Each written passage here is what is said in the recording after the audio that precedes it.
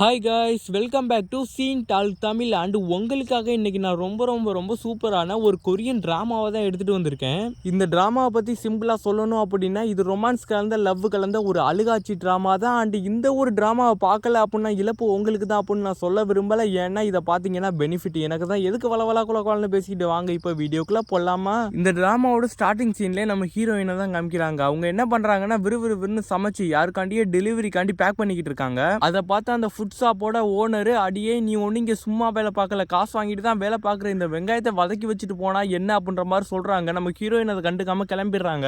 அப்படி போயிட்டு இருக்கும் போது டிராஃபிக் சிக்னல் போட்டுடுறாங்க. ஆனா இவ டெலிவரி வேகத்துல பண்ணணும் அப்படின்னு அதை மதிக்காம போயிடுறாங்க. அதனால போலீஸ்கிட்டே மாட்டிக்கிறாங்க. அப்ப அந்த போலீஸ்காரரையும் பாருங்களே, இவளை பார்த்து உனக்கு வேற வேலையே இல்லையா, எப்போ பார்த்தாலும் டிராஃபிக் சிக்னலை பிரேக் பண்ணிக்கிட்டே இருக்கு அப்படின்ற மாதிரி சொல்றாங்க.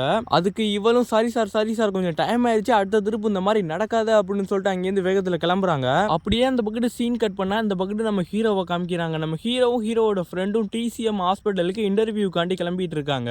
அப்போ ஃப்ரெண்டுக்காரே நான் இன்ஸ்டன்ட் நூடுல்ஸ் செஞ்சு தரவா அப்படின்ற மாதிரி கேட்குறேன். அதுக்கு ஹீரோவும் வேணா விடு, நான் நூடுல்ஸ் ஆர்டர் பண்ணிட்டேன், வா போய் சாப்பிடலாம் அப்படின்னு சொல்றான். ஃபுட்டை வாங்குறதுக்காண்டி நம்ம ஹீரோ பையன் கீழே இறங்கி போறான். நம்ம ஹீரோயினுக்கும் கால் பண்ணி எப்பங்க வருவீங்க, 500 மீட்டர் தான் சொன்னீங்க, 1/4 மணி நேரமா நான் கீழே நின்றுட்டு இருக்கேன், நீங்க இன்னும் வரலையே அப்படின்ற மாதிரி சொல்றான். அதுக்கு இவளும் இந்தா வந்துட்டேன் சார் அப்படின்னு சொல்லிட்டு ஓடி வந்து நம்ம ஹீரோ கிட்ட ஃபுட்டை கொடுக்குறா.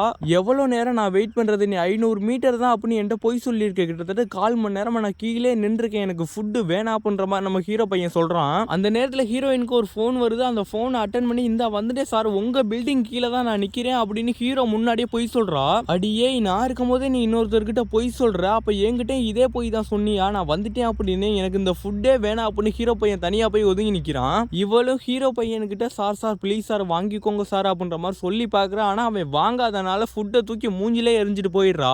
இவனும் செம்ம கடுப்புல ரூம்ல போயிட்டு வாஷ்ரூம்ல கண்ணாடியை பார்த்துக்கிட்டு நிக்கிறான். அப்போ ஃப்ரெண்டுக்காரனு என்னாச்சு அப்படின்ற மாதிரி ஹீரோவை பார்த்து கேட்கறான். அதுக்கு எதுவும் சொல்லாதனால சரி டைம் ஆயிடுச்சு நான் கிளம்புறேன் அப்படின்னு ஃப்ரெண்டுக்காரன் கிளம்பிடுறான். அப்படியே இந்த பக்கத்து ஒரு சகப் சட்டக்காரன் ஒரு டாக்டரை பார்த்து அவ கிடைச்சிட்டா, ஜியாம் அக்குபஞ்சர் டெக்னிக்கோட வாரிசு கிடைச்சிட்டா அப்படின்ற மாதிரி சொல்றாரு.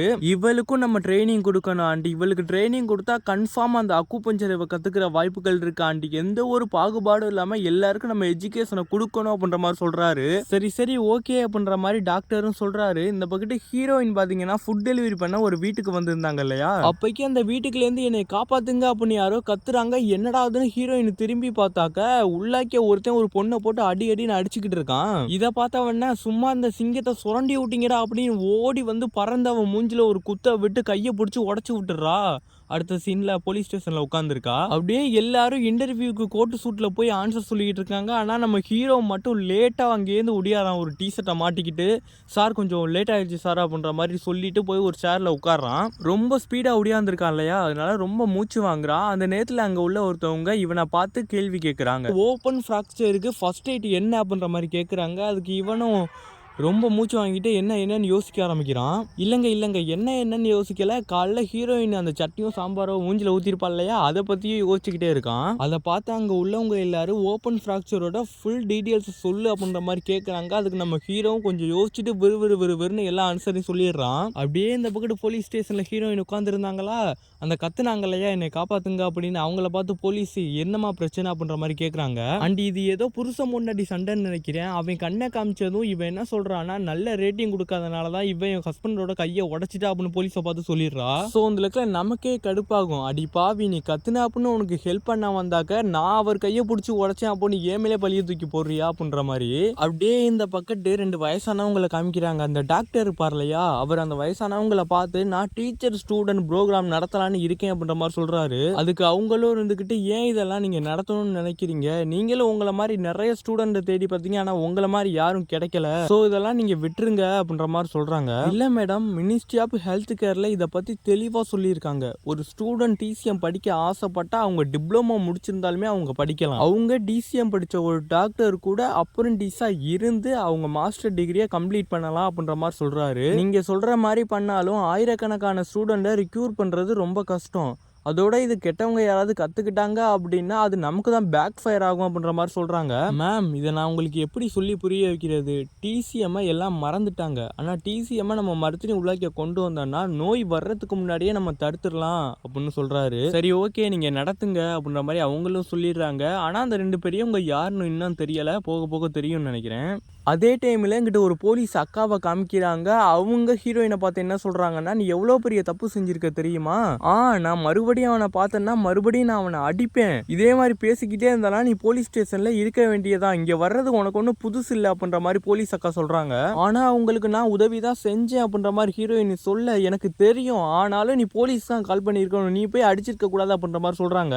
அப்போது ஹீரோயின் பொண்ணு இந்த மாதிரி பிரச்சனை எல்லாம் இன்வால்வ் ஆகி அடிக்கடி போலீஸ் ஸ்டேஷன் வருவான்னு நினைக்கிறேன். அப்போ பார்த்துக்குங்க நம்ம ஹீரோயின் எப்படிப்பட்ட பொண்ணுன்னு. அப்படியே இந்த சைடு காமிக்கிறாங்க. அந்த டாக்டர் அந்த வயசானவங்களை பார்த்து அக்குபஞ்சர் டெக்னிக்கோட வாரிசு கிடைச்சிட்டா, அவ ஒரு 20 வயசு பொண்ணு அப்படின்ற மாதிரி சொல்றாரு. அந்த வயசானவங்களும் போட்டோவை வாங்கி பார்த்துட்டு இவளை பார்த்தா நாலேஜ் அந்த அளவுக்கு இருக்கிற பொண்ணு மாதிரி தெரியலையே அப்படிங்கிறாங்க. அதுக்கு இவரும், ஆமா, இவளுக்கு யாருமே கிடையாது, இவ ஒரு அனாத ஆசிரமத்துல தான் வளர்ந்தா, இப்போ ஒரு ஃபுட் ஷாப்ல வேலை பார்க்கறா அப்படின்ற மாதிரி டாக்டர் சொல்றாரு. சரி, ஓகே, இவ ஹை ஸ்கூல் வரைக்கும் படிச்சிருந்தாலே போதும், இவளை நம்ம ப்ராப்பரா ட்ரெயின் பண்ணலாம் அப்படின்ற மாதிரி அந்த வயசானவங்க சொல்றாங்க. அந்த நேரத்தில் நான் வீட்டுக்கு வந்துட்டேன் அப்படின்ற மாதிரி ஒரு வாய்ஸ் கேட்குது.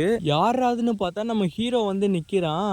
ஆமாங்க, அந்த டாக்டர்னு சொன்னேன் இல்லையா, அவங்க தான் நம்ம ஹீரோவோட அப்பா. அந்த வயசான 2 பேரும் ஹீரோவோட பாட்டி அண்டு தாத்தா எல்லாரும் டின்னர் சாப்பிடலாம் அப்படின்னு சொல்லிட்டு உட்காடுறாங்க. அப்போக்கி ஹீரோவோட அம்மா கூட அங்கே இருக்காங்க. அவங்க ஹீரோவை பார்த்து எக்ஸாம் எப்படி போணுச்சு அப்படின்ற மாதிரி கேட்குறாங்க. அப்போக்கி ஹீரோவோட அப்பா என்ன சொல்றாருன்னா, எக்ஸாம் நடக்கும் போது ஃபோக்கஸ் எக்ஸாமில் மட்டும்தான் இருக்கணும், ஃபேமிலி சென்டிமெண்ட்லாம் இங்கே ஒர்க் ஆகாது அப்படின்ற மாதிரி சொல்றாரு. ஏன் இதெல்லாம் அவர் சொல்றாருன்னா, ஹீரோ பாஸ் ஆகிறதுக்கு அவர் தான் ஹெல்ப் பண்ணிருப்பாப்ல.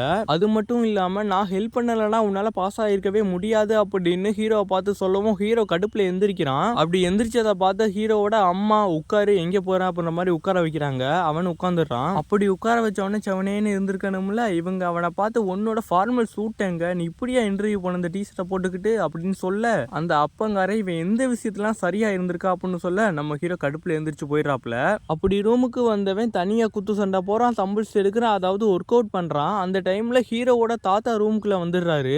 ஹீரோவுக்கு ஆறுதல் சொல்றாரு. விடு, அவங்க கிடக்குறாங்க, உன்னை இன்டர்வியூ எடுத்தவங்க எல்லாம் என்கிட்ட ஸ்டூடெண்டா இருந்தவங்க அப்படின்ற மாதிரி சொல்றாரு. அப்படியே இந்த பக்கத்து அப்பங்காரன் போலீஸ் ஸ்டேஷனுக்கு வர்றான். எதுக்கு அப்படின்னா ஹீரோயினை வெளியில எடுக்கிறதுக்கு. எதுக்கு ஹீரோயினை வெளியில எடுக்கணும் அப்படின்னா, அக்குபஞ்சரோட ஒரே வாரிசு அப்படின்னு சொல்லியிருப்பாங்க இல்லையா, அது வேற யாரும் இல்ல, நம்ம ஹீரோயின் தான். ஹீரோயினை வெளியில எடுக்க காம்பன்சேஷன் அமௌண்டா 1 யுவான் கேக்குறாங்க. இந்த விஷயத்த அப்பங்காரரு எல்லாத்தையும் வீட்டுல வந்து சொல்லிக்கிட்டு இருக்காரு.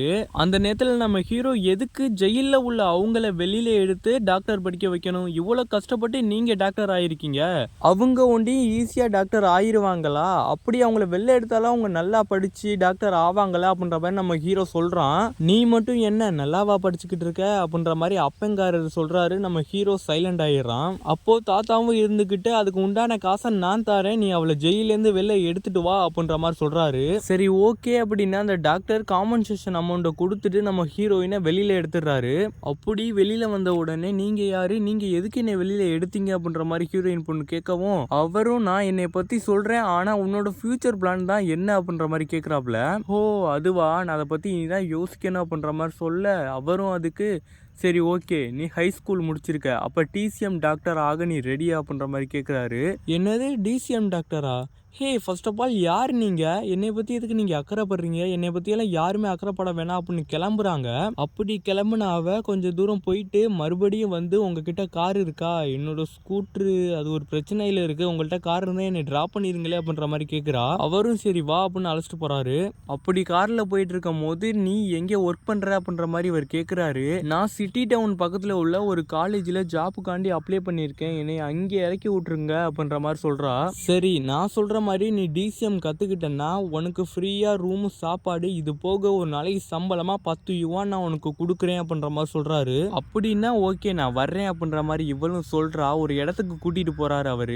அந்த இடத்த பார்த்தவொன்னே, அடங்கப்பா என்னடா அது இப்படி இருக்கே அப்படின்னு அவள் பார்க்குறா. ஆனால் அந்த வீட்டுக்குள்ளே உள்ளவங்க எல்லாரும் ஒயிட் கலர் கோட்டு போட்டிருக்கோம். யார் அவங்க வெள்ளை வெள்ளையாக திரியிறாங்க பண்ணிட்டாங்க அப்படின்னு இவரை பார்த்து நான் எந்த ஒரு இல்லீகலான விஷயத்தையும் செய்ய மாட்டேன் அப்படின்ற மாதிரி இவர் சொல்றா. அவங்க எல்லாம் டிசிஎம் ட்ரெயினிஸ், நீ ஓவரா பேச ஆரம்பிச்சுட்டு அதனால இனிமே உன் வாய்க்கு நீ பூட்டு போட்டு வச்சுக்கணும், வா உள்ளாக்கே போலாம் அப்படின்னு கூட்டிட்டு போறாரு. உள்ள போன உடனே இவ தான் டிசிஎம் அக்கு பஞ்சரோட ஒரே வாரிசு அப்படின்னு சொல்லி எல்லாருக்கும் இவளை அறிமுகப்படுத்தி வைக்கிறாரு. ஸோ அங்க உள்ளவங்க எல்லார்கிட்டையும் நானும் இவளும் ஈக்குவல் தான், எனக்கு என்ன மரியாதை கொடுக்குறீங்களோ அதை தான் நீங்க இந்த ஹீரோயின் பொண்ணுக்கும் கொடுக்கணும் அப்படின்ற மாதிரி சொல்றாரு. அது மட்டும் இல்லாம ஹீரோயின் பொண்ணை பார்த்து இதுதான் என் ஒய்ஃப் அப்படின்னு சொல்லி அறிமுகப்படுத்தி வைக்கிறாரு. ஹீரோயினுக்கு அம்மா அப்பா கிடையாது, இவ அநாத ஆசிரமத்துல தான் வளர்ந்தா. இவளோட அம்மா எல்லார் உயிரையும் காப்பாத்துறதுக்காண்டி தான் உயிரை துச்சமா மதிச்சு நிறைய உசுரை காப்பாத்துனாங்க. ஸோ எல்லாரும் இவளுக்கு மரியாதை செலுத்துங்க அப்படின்னு சொல்றாரு. எல்லாரும் தலையை குனிஞ்சு மரியாதை செலுத்துறாங்க. இவளுக்குனாலுமே ஒண்ணுமே புரியல, நமக்கு சம்பளம் சாப்பாடு கொடுத்தா போதுண்டா அப்படின்னு அந்த சேர்ல செவனேன்னு உட்காந்துருப்பா. அந்த டைம்ல சாரி நான் வர்றதுக்கு டைம் ஆயிடுச்சு அப்படின்னு ஹீரோ வந்து சொல்றான். ஆனா ஹீரோவோட அப்பங்காரன் இவளுக்கு நீ தலை வணங்கு அப்படின்ற மாதிரி சொல்றாரு. அப்போதான் ஹீரோவும் ஹீரோயினும் நேருக்கு நேரா பாத்துக்கிறாங்க. ஆத்தாடி இவனா அப்படின்னு ஹீரோயின் பாக்குறா. அப்படியே இந்த எபிசோடு முடியுது. ஆனா அந்த மாதிரி ஒரு 2 எபிசோடு மட்டும் கொஞ்சம் போரிங்கா போகும், அதுக்கப்புறம் நல்லா இருக்கும். நான் இப்பதான் எக்ஸ்பிளைன் பண்ணவே ஆரம்பிச்சிருக்கேன், அதாவது மூவி எக்ஸ்பிளைனே இப்பதான் பண்ண ஆரம்பிச்சிருக்கேன். ஸோ நான் சொன்னது மட்டும் புரிஞ்சிச்சா என்ன அப்படிங்கிறத கமெண்ட்ல கொஞ்சம் கமெண்ட் பண்ணிருங்க. சரி, உங்களுக்கு பிடிச்சவங்களுக்கு சேஃபா பாத்துங்க, நீங்களும் சேஃபா இருங்க.